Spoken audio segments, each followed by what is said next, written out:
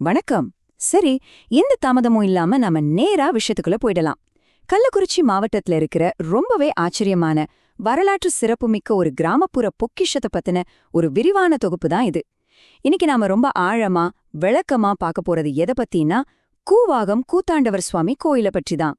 கள்ளக்குறிச்சியில இப்படி ஒரு 15ஆம் நூற்றாண்டை சேர்ந்த பிரம்மாண்டமான கிராமப்புற பொக்கிஷம் மறைஞ்சிருக்குன்னு உங்களுக்கு தெரியுமா? நான் தான் இன்னைக்கு உங்களுக்கான வர்ச்சுவல் கைட்.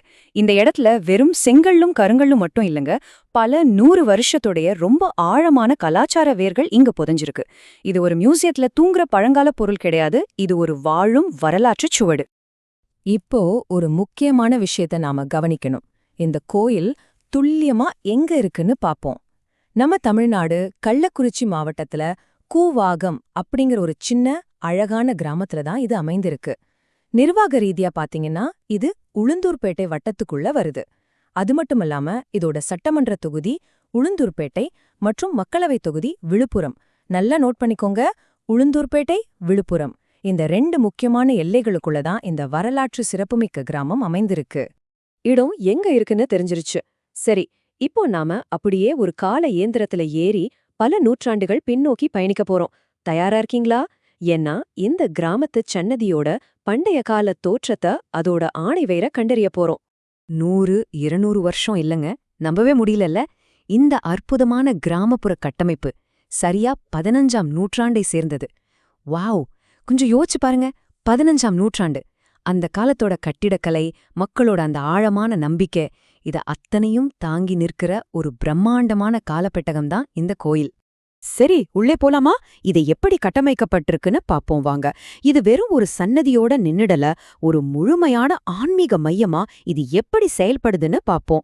இந்த கோயிலோட மூலவர், அதாவது முதன்மை கடவுள் யாருன்னா கூத்தாண்டவர். அவரை சுற்றிலும் பார்த்தீங்கன்னா விநாயகர், முருகர், அப்புறம் மாரியம்மன், இவங்களுக்கான தனித்தனி உபசன்னதிகளும் இங்க இருக்கு. ஆக மொத்தம் இந்த முதன்மை மற்றும் உபசன்னதிகள் எல்லாமே சேர்ந்து அங்க வர்ற பக்தர்களுக்கு ஒரு முழுமையான திருப்தியான தரிசன அனுபவத்தை கொடுக்குது. இப்போ நம்ம வரப்போறது ரொம்பவே ஒரு முக்கியமான பாயிண்ட். அதாவது இந்த கோயில் எப்படி நிர்வகிக்கப்படுது அப்படிங்கிற முறை. ஒரு பக்கம் பாத்தீங்கன்னா இது தொகுப்பு கோயில் அப்படிங்கிற பட்டியல்ல நம்ம தமிழ்நாடு ஹிந்து அறநிலையத்துறையோட கட்டுப்பாட்டுல இருக்கு. ஆனா இன்னொரு பக்கம் இதை நிர்வகிக்கிறது யாரு தெரியுமா?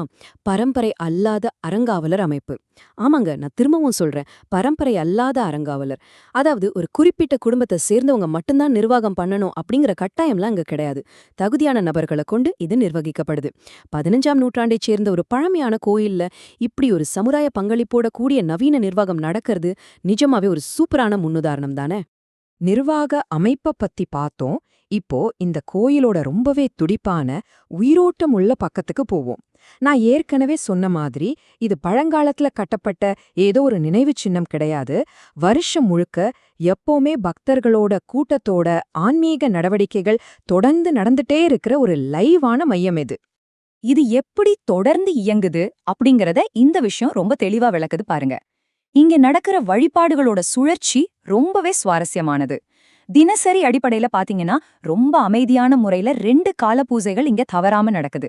ஆனா அதே நேரம் நம்ம தமிழ் மாதமான சித்திரை வந்துடுச்சுன்னா போதும், சித்திரை பெருவிழா அப்படிங்கிற பேர்ல இது ஒரு மாபெரும் திருவிழாவா மாறிடும். அதுக்கப்புறம் ஆடி மாசத்துல ஆடி செவ்வாய் திருவிழாவும் ரொம்ப கோலாகலமா நடக்கும். ஒரு பக்கம் தினசரி நடக்கிற அமைதியான வழிபாடுகள், இன்னொரு பக்கம் சித்திரை ஆடியில நடக்கிற அந்த பிரம்மாண்டமான கொண்டாட்டங்கள். இந்த 2க்கும் நடுவுல இருக்கிற அந்த பேலன்ஸ் தான் இந்த கோயிலுக்கு ஒரு தனி அழகையே கொடுக்குது. சரி, நாம இந்த வரலாற்று தொகுப்போட இறுதி பகுதிக்கு வந்துட்டோம். இப்போ உங்களை பார்த்து நான் ஒரு கேள்வி கேட்க விரும்புறேன். கூவாகம் மாதிரியான இந்த பழமையான கிராம கோயில்களை நம்ம தேடி தேடி ஆராயறது நம்மளோட உண்மையான வரலாற்று வேர்களை கண்டுபிடிக்க எந்த அளவுக்கு உதவுதுன்னு நினைக்கிறீங்க?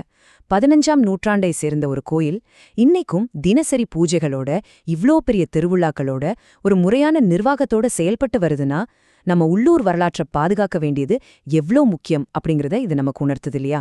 இப்படி ஒரு சின்னஞ்சிறு கிராம கோயிலுக்குள்ளேயே இவ்ளோ பெரிய வரலாறு ஒளிஞ்சிருக்குன்னா நம்ம ஊரை சுத்தி இன்னும் எத்தனை வரலாற்று பொக்கிஷங்கள் காத்துட்டு இருக்கோம். தேடுங்க, கண்டிப்பா வரலாறு உங்களை ஆச்சரியப்படுத்தும்.